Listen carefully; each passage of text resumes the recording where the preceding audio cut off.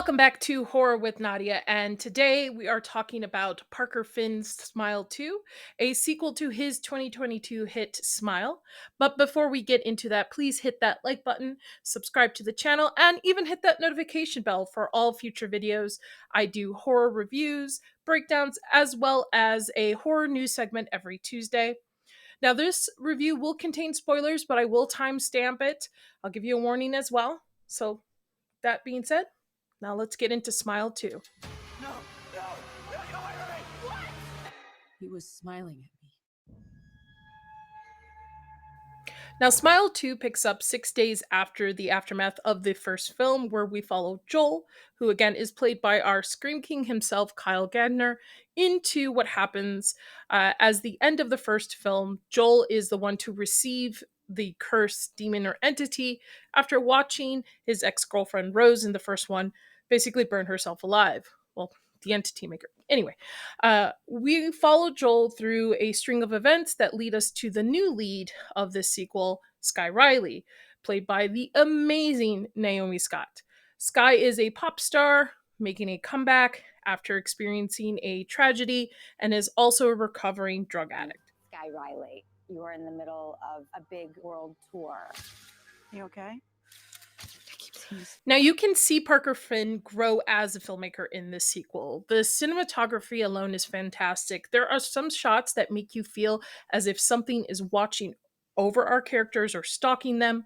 The sound effects added to it make certain aerial shots really uncomfortable, which I thought was really cool. The performances outside of Naomi Scott are okay. I don't have much depth into those characters, but Naomi herself playing Skye Riley was fantastic. She carried this film. Just like the first one, this creature entity curse plays on the minds of his victims or her victims, making them see things in individuals who aren't there.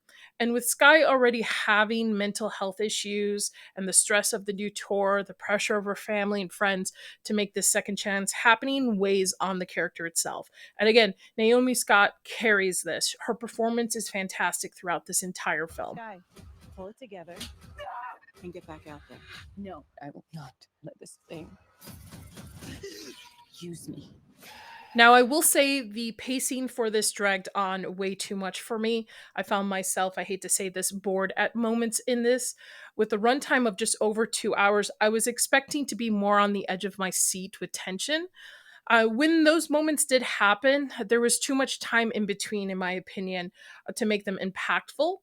The first Smile did it so well with filling in that time with dialogue and more story that I found lacking in the second one. The sequel also had similar story beats as the first, with some slight differences, but nothing, in my opinion, to write home about. Again, I think Finn is going to continue to grow as a filmmaker, and I will be excited to see what comes next. But I would say after two, I would be done with this. Before I get into the spoilers, I will tell you I probably rate this about a 6 out of 10. Decent enough that it's a good movie to go see during Halloween seasons with your friends in theaters, but not, again, nothing that I would have seen opening night, in my opinion. Now let's get into spoilers where I can talk a little bit more freely about it. All right, we're going to get into spoilers. So this is the spoiler section of the video. This is where I'll be able to talk a little bit more freely on the movie. So again, warning, we're getting into spoilers. I was let down on the aspect of the horror in this and that it relied too much on jump scares. While some of them were really cool, one comes to mind is when Skye is having a sleepover with her best friend, Gemma. Gemma's lying next to her. Skye is opening up to her about her mental health issues. Gemma says something about you're a horrible person, which kind of plays to the character of Skye Riley. And she turns to look at Gemma, and then Gemma's face lights up in headlights of a car because Skye experienced a car accident that fatally killed her boyfriend at the time, who's played by Jack Nicholson's son, Ray Nicholson. I found that I said earlier in the movie that the similar beats to the first one. Skye goes on this journey of being haunted by this creature, seeing her dead boyfriend, seeing the dead drug dealer, which, by the way, when that drug dealer kills himself, which you see in all of the trailers, Skye does nothing. She doesn't call the cops. She just runs out. There's even a scene, she throws up at the scene, and there's even a scene that follows up with it where she's searching, does DNA exist in your vomit? So I don't think Skye necessarily is a good person throughout this movie. I think she has a lot of weight with her mental health issues, but we also find out that the car crash technically was caused by her having an argument with her boyfriend at the time, and then grabbing the steering wheel and having them basically drive off a cliff. Uh, she also is dealing with the fact that nobody believes her, which I can understand. You know, she's a former drug addict, alcoholic. So everybody is on basically walking on eggshells around her to make sure that this second chance that she's been given is successful. She eventually meets someone who's trying to destroy the entity or creature. It turns out to be a brother of a former victim. But the twist, the big twist in this, is the fact that her best friend and this individual, in a sense, never existed. It's the entity just playing in her head. And she eventually succumbs to the creature, ends up taking her own life in front of the crowd that she has by shoving her microphone into her head. Yeah. Yep. That's about it. You're not in control.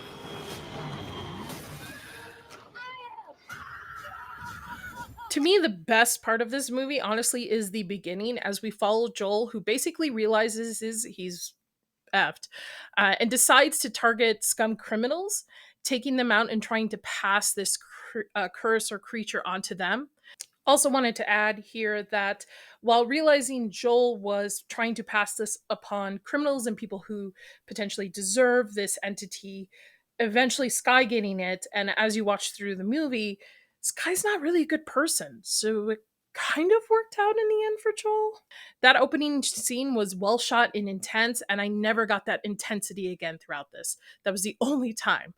There would be many times where we would get a jump scare and then spend time with Skye as she's, chugging down water or dealing with her guilt or stress, to the next moment with the creature influencing her. So by the time you get to the next jump scare, it was expected or laid out to tell you what was about to happen.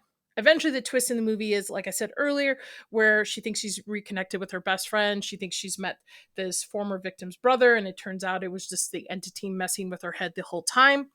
Nothing, which in a sense tells you that this entity can't be stopped. All in all, I think, again, it's a solid movie with some issues, but nothing beats the first one. To me, the first one was really a sleeper of 2022. Thank you so much for checking out my review of Smile 2. Have you seen it? Will you see it? Let me know in the comments below. And until then, stay spooky.